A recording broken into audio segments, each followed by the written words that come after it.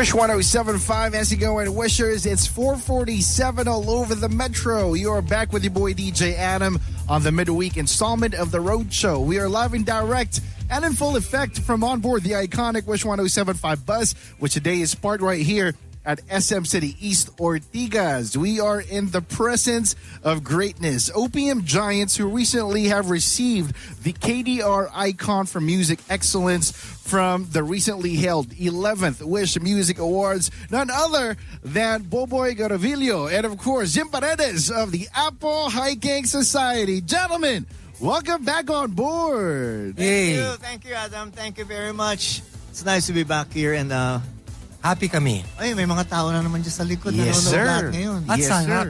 At nakakatuwa, Adam, ang babata na naman nanonood sa amin. Grabe yung demographics ngayon, di ba? Tatlo lang yung nakita kong lolo. Yes, please speak to your fans kasi iba po sa kanila. A little after lunch pa lang, nandito na. You know, guys, people out there, we're so excited to be here today. Halos hindi kami makatulog kagabi. Oh. Sa totoo lang. Talaga? That's super sweet. I just want to ask, speaking of the Gen Z and your newfound, crowd, Yeah. How does it feel na people from all ages still listen to that Apple brand of music up to this day? You know, it's so amazing na iniimbita na naman kami sa mga high school fair. Oh, wow. Totoo. Sa mga colleges, so we're seeing there again. At nakakagulat, very often, kasama nila mga tatay at nanay nila. Yes, sir. And they sing word for word. Oh. Pareho sila, di ba? Generations upon generations. Tito At Boboy, yes, sir. naaliw kami ni Jim na sometimes na-realize namin we don't really have to color our hair anymore as much. Kasi ando rin naman yung mga tatay nanonood. Yes, sir. You're just blending in now at this point. Pero Music is ageless. exactly. And you Yeah. have soundtracked the lives of people from across generations. Does it give you flattery or pressure ba to come out with more? Kasi yun nga, the soundtracks of their lives basically are predominantly Apple songs. Well, yeah, and actually it's flattering talaga. It's flattering kasi the love songs that we've done like 40 years ago, diba? And they're still listening to it now. In fact, a lot of people are just discovering them now.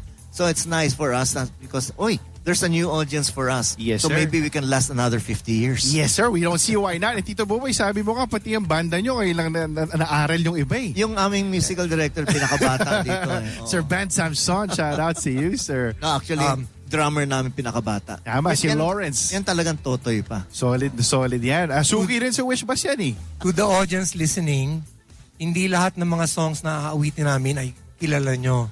But we really, really, really love these songs. And I think you're gonna like it. So we wanted to do, a surprise and delight. Diba? Hindi lang yung parang, we wanna hear what's familiar and everything. Yes, Pero may sir. familiar din.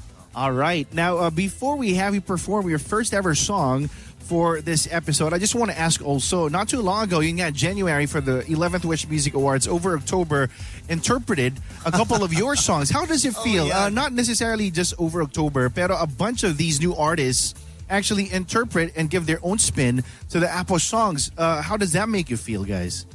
I like the fact that they do their own spin. Uh-huh. Because I think the spirit that we created these songs is really in the spirit of creativity. So dapat, pag nagiging creative sila, gamit ang aming mga kanta, okay na okay yun. Huwag lang palitan ng lyrics. Tama, tama. You take zero offense sa mga bagong renditions. I love it. Tito Boboy, kayo po, ano yung inyong word of advice sa mga possible na OPM artists? What's the secret sauce to longevity? What's the secret sauce to hit Ay, songs? nako, ang tagal-tagal na namin ni Jim pinag-uusapan yan eh. If you write songs, just keep on writing. Right. Just keep on writing and then perform it to your family, to your friends, and keep on repeat. At saka practice. Yung musical talent you have to practice it eh. Lahat Right. naman maraming kabataan nakakatugtog ng kahit anong instrumento at saka nakagawa ng kanta. Pero kailangan ulit-ulitin mo at pagandahin mo ng pagandahin every Yung hone time. pa. Oo. So that muscle memory. So that even on a bad day, you're good. Yes, sir. Makes a whole lot of sense. Now, let's speak about this certain song popularized by Gary V. Not everybody knows na the late, great Danny Javier wrote this song word for word. Actually, Yes. It's entitled Di Na Natuto. Right? How does it resonate with you? Nagsisi kami dahil napunta kay Gary nung una kasi tinatamad na kami mag-record. So on the next album sabi namin, let's take a, Yeah, we have to let's do a our take on version. that, We have to do our version. Yes, sir. Yes, sir. Naging ganito.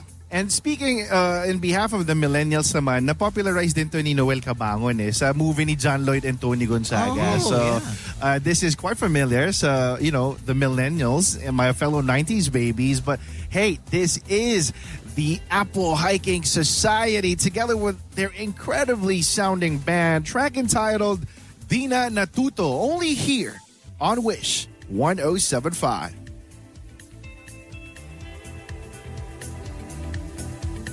Game?